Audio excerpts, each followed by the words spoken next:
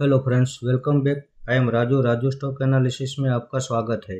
आज हम जिस स्टॉक की बात करने वाले हैं उसका नाम है गॉडफ्रे फिलिप्स इंडिया लिमिटेड। लेकिन उससे पहले मैं आपको एक और अपडेट देना चाहूँगा।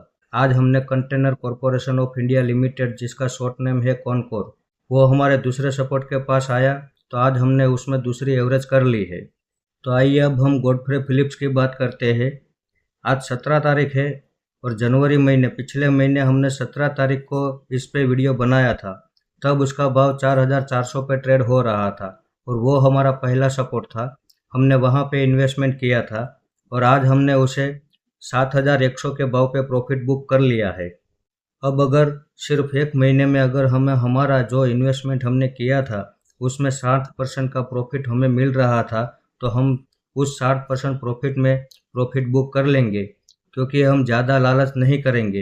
हाँ, हमने हमारे उस वीडियो में आपको 8,000 के टारगेट के बारे में बताया था, लेकिन जिस स्पीड से ये ऊपर जा रहा है उस स्पीड से हम 8,000 तक नहीं रुकने वाले।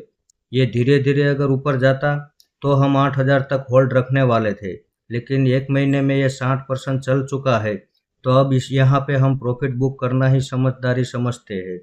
अब आगे क्या, तो हो सकता है एक नया हाई भी लगा दे, लेकिन वहां से भी वो वापस गिरने वाला तो है।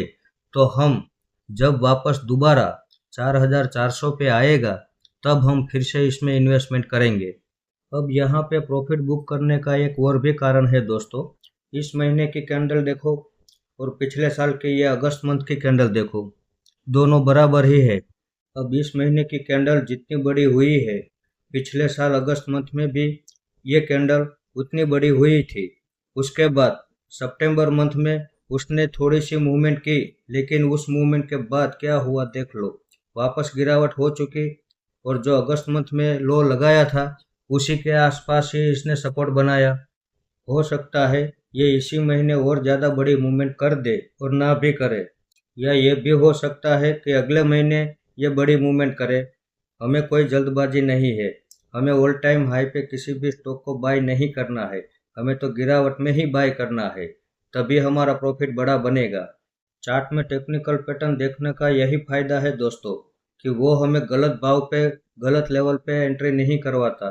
वो हमें सही सपोर्ट पे ही एंट्री करवाता है, और सही सपोर्ट पे इन्वेस्टमेंट हम करेंगे तभी हमारा प्रॉफिट बड़ा बनने वाला है। अब मार्केट गिरावट कर रहा है, स्मॉल कैप और मिड कैप बहुत बड़ी गिरावट कर रहे हैं, और ऐसे माहौल में ये स्टॉक एक महीने में 60% का प्रॉफिट हमें दे रहा है। तो ये फायदा होता है बेस्ट फंडामेंटल वाले स्टॉक चुनने का। और चार्ट देखने का ये फायदा है कि वो हमें सही सपोर्ट पे इन्वेस्टमेंट कराता है।